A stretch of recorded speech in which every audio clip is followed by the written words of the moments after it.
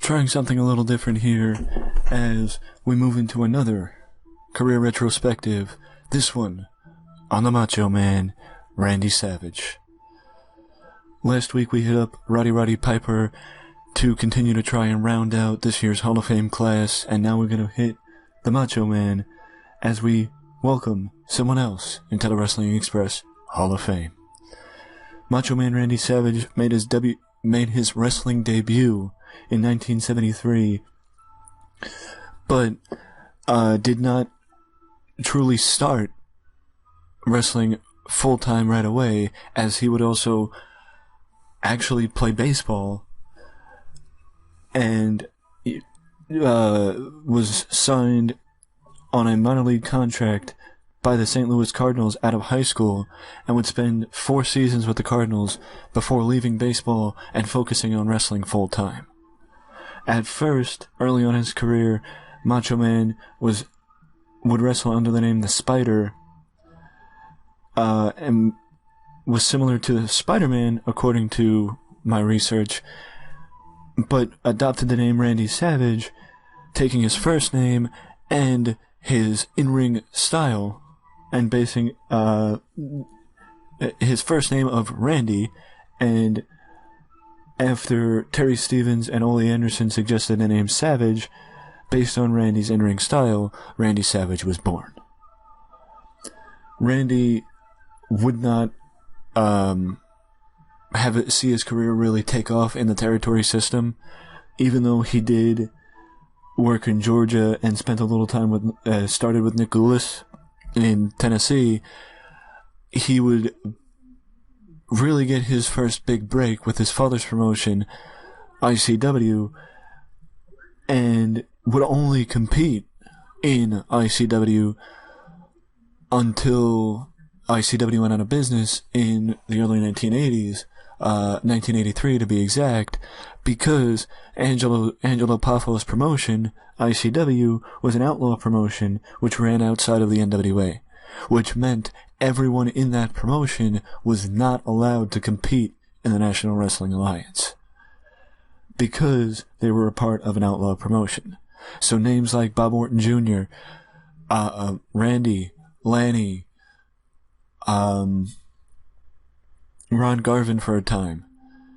A lot of known talent at one point or another worked for ICW for one reason or another, but all of them would end up finding their way back to mainstream wrestling after a while. Randy's first, exposure on a national scale came in Continental Wrestling, or Memphis, after Angelo went out of business, because Angelo ran, or ICW ran, in Tennessee, in the same state as Memphis, and in a way ICW was a direct competitor to Jerry Jarrett's Memphis Wrestling.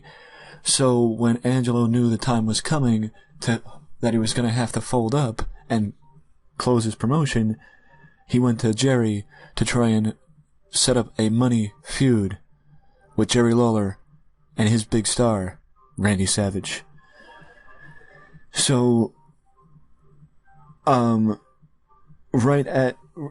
early on in 1983,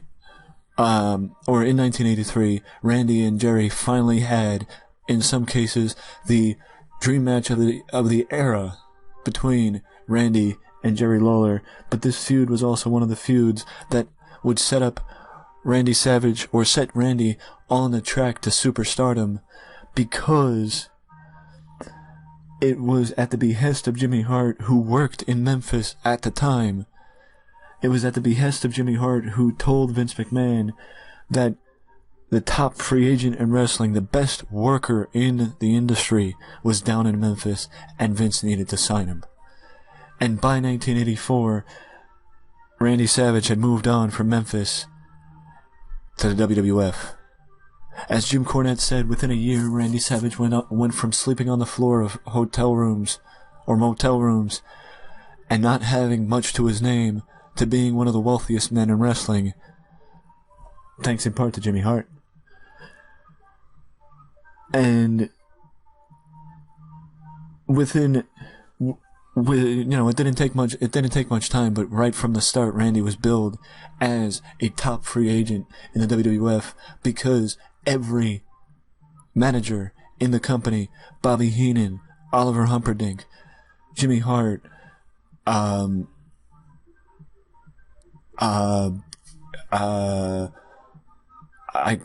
Albano, and everybody that was under contract with WWF at the time was trying to scout and sign Randy Savage because they played up the idea that Randy was a big deal from the start.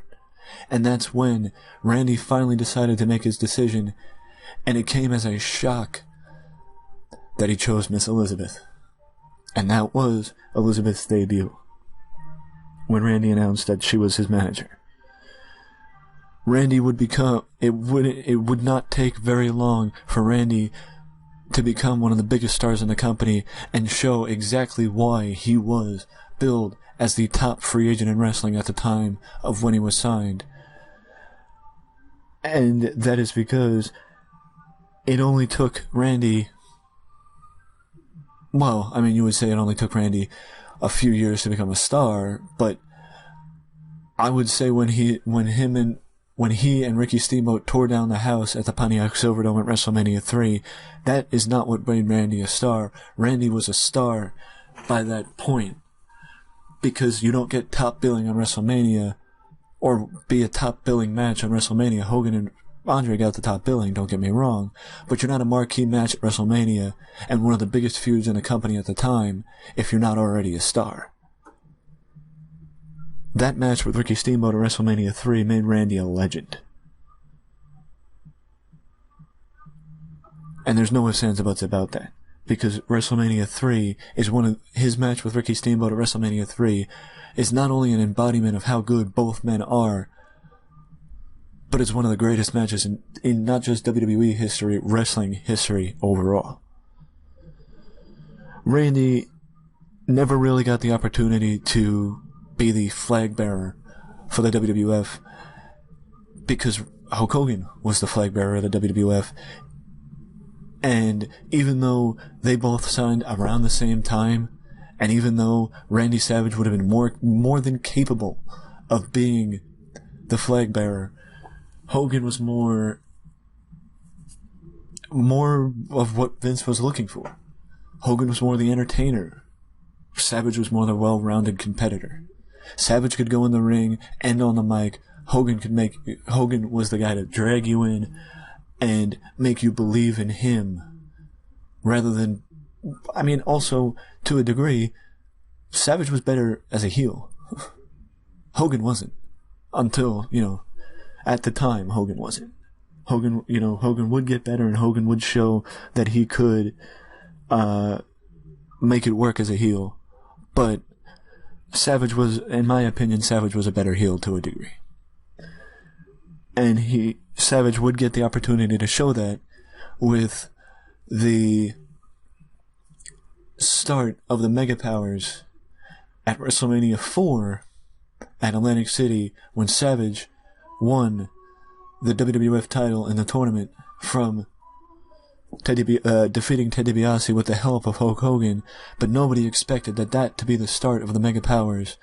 And then by that point next year, the Mega Powers would have not only exploded, but would be leading to one of the most anticipated matchups in WrestleMania at the time. Hogan and Savage, again, tore down the house, and Savage gave Hogan one of his best matches of that era. And then if you move to, Savage would also hold the title for a year at the time, from WrestleMania 4 to WrestleMania 5, dropping it to Hulk Hogan at WrestleMania 5 at Atlantic City once again. But WrestleMania, but Savage's best WrestleMania match, based around who he fought, would come in 1991, when he would fight the Ultimate Warrior in a retirement match. And even though I might have skipped over him winning King of the Ring, him separating from Elizabeth and uniting with Sherry Martel and becoming the Macho King and adding a wrinkle to his character and becoming a new man and a heel, or a different type of heel, because he had been a heel previously, but a different type of heel when he was the Macho King. And that being the gimmick that he held when he fought the Warrior at WrestleMania, everything came together, everything clicked for that match, and that is by far the best Warrior match, and in my opinion, one of the best matches in WrestleMania history, because of the circumstances, and because of how rare it is for somebody to say that the Warrior had a good match. But that proved, in my opinion, that Randy Savage could get a good match out of anybody. From there, Savage would reunite with Liz in that moment, by the end of the night, giving us one of the greatest moments in WrestleMania history, reuniting with his one true manager, breaking up with Sherry and turning babyface again, and that would lead to Elizabeth and Savage's wedding at the following SummerSlam, or that year's SummerSlam. But it would also lead to one of Savage's greatest feuds, or most intense feuds, that being with Jake Roberts, starting with Jake, or intensifying when Jake had Damien bite Savage in the middle of the ring and couldn't get the snake off. Yes, at this point, this is when Savage, had his retirement and was working as a commentator, and then was welcomed back to fight Jake Roberts and to work with The Undertaker and this and that. And that, led to Savage, Taker versus Roberts at the following year's WrestleMania, and Ric Flair versus Savage at the following year's WrestleMania, which also leads us to his feud with Flair. And it just seeming like WWE, found it, with the new, foil for Savage, they found a new way to not just include Liz in a feud, but also a new way to build a Randy Savage feud and build on the intensity that was there with the Jake Roberts feud and capitalize on it with the Ric Flair one as well. That the Ric Flair feud was intense, but in a different way. Randy Savage would then leave WWE in 1994 after a disagreement with Vince McMahon. You could read into this as much as you want. You could think of it any way you want. I would say, in my opinion, and this is based on facts, and this is based on the opinion of Lanny Poffo and what Lanny has said in interviews a variety of times, that Randy wanted to compete, Vince didn't want him to, he wanted as a commentator, and Randy left to prove him wrong. Either way, it doesn't matter, it doesn't change who Randy Savage was, it doesn't change the legacy he had in the 10 years that he left behind, being with the WWE for over around a decade, starting in 1984 and ending in 1994. But either way, Randy would move on to the WCW following Hulk Hogan. And Randy would reintroduce his feud with Flair, again, in a different way. This time, Angelo Poffo had a part in the feud, and it would be one of the more intense feuds, again, this time for WCW, and in my opinion, based on the variety of research that I did, is one of the reasons, or one of the things, in the pre-NWO era that helped WCW start turning things around, because it was a feud that people could buy into, and one that people wanted to see.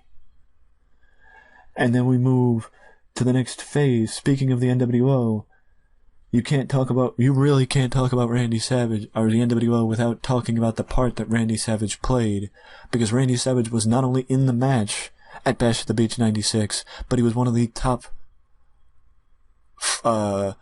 adversaries for the NWO in the early days, including his match with Hulk Hogan, his match with being Hulk Hogan's top rival outside of Sting and Luger before joining the NWO in 1997. And Randy would then move to another legendary feud, his legendary feud with Diamond Dallas Page. In many respects, the moment that made Diamond Dallas Page in WCW was when he dropped Kevin Nash and Scott Hall with the Diamond Cutter to a degree. But what solidified Diamond Dallas Page was his matches and victories over Randy Savage in WCW. That's what solidified Randy Savage in WCW. Do I think that Randy Savage at one point or another should have been ousted from the NWO and stood alone from Hulk Hogan? Not even in the NWO Wolfpack. Yes, because I think that Randy Savage always made a better foil to Hulk Hogan than adversary. Or was a good adversary, but only if it led to a good feud. And that the fact that we very rarely saw Kevin Nash and Randy Savage, and just Savage as a standalone guy, and was not somebody that was behind somebody else instead of standing on his own like he could have been and would have been more than capable to do, that I think that was a lost opportunity for WCW at the time. Randy would take some time off as, his body started breaking down and injuries of the past started catching up to him, and he would return in 1999, a totally different Randy Savage, with a variety of managers in tow, one of them being Nora Greenwald, aka Molly Holly, and another being his new girlfriend, Gorgeous George. Gorgeous George, who was, obviously got a job because of who she was, but either way, Randy was more of a Hollywood, type guy, he wasn't the same Randy Savage. It was a different Randy Savage. He had Team Madness with his two managers and Sid Vicious as his bodyguard. It just didn't fit, in my opinion. It just didn't work. But Randy came back for one more run and would end up hanging up the boots before WCW went out of business and wasn't really seen in WCW in 2000. Outside of a handful of appearances, and really would go on a hiatus from the business after WCW went out of business because of its relationship with Vince and never really reconciling. The last time we would see Randy in a wrestling ring before on a scale is when he, in his short stint with TNA in 2004, that really did not work out because Randy wanted one thing, TNA wanted another. And, it's just one of those things that just didn't work out and leaves you asking, what if? What if Randy would have been able to become NWA World Heavyweight Champion?